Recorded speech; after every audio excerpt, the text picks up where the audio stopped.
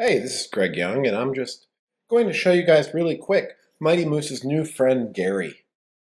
So to start off with, Gary is really focused on the timings of your tests, and we've added all the timing information throughout Mighty Moose just over the last couple days. As an example, you can just mouse over things, and you can see, for instance, that this takes 56 milliseconds, give or take, to run. I might jump over into some other code. And for instance, I can see that this is called 32 times throughout the test suite.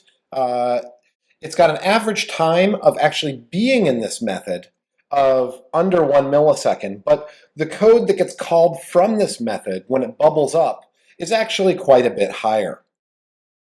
Now, this information is all the way through Mighty Moose now, and we also have Gary. So let's jump right in and take a look at Gary really quick. So what I'm going to do here is I'm just going to add quickly a system.threading.thread.sleep, and we'll have him sleep for 1100 milliseconds. When I do my save,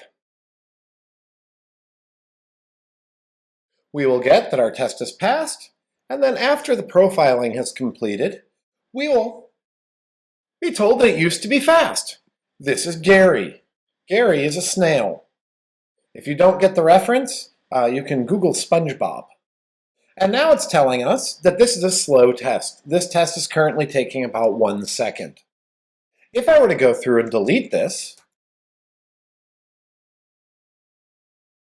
he will come back and he will return to a normal test. And as you can see, he even gives us a little message. Now, if I were to jump down a little bit deeper into this code, you can see here that we've got this method which calls into other2 does something, which calls all the way down here, eventually into Baz.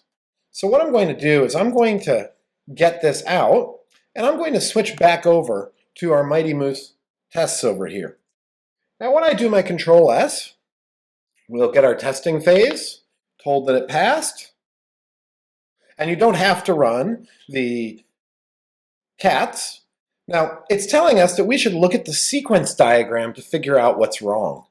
And this is a very nice feature that's been added in. So when I do my Control-Shift-Y-S to look at my sequence diagram, I can actually see the red path here. The red path points me to the nodes that are slow, which show up in yellow.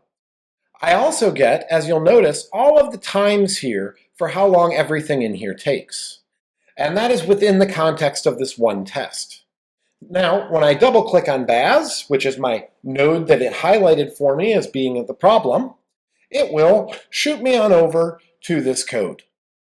This is a very useful way of navigating around our code and figuring out where problems are. So, I hope you guys enjoyed this very quick introduction to Gary, and hopefully we'll be seeing more of him in the future.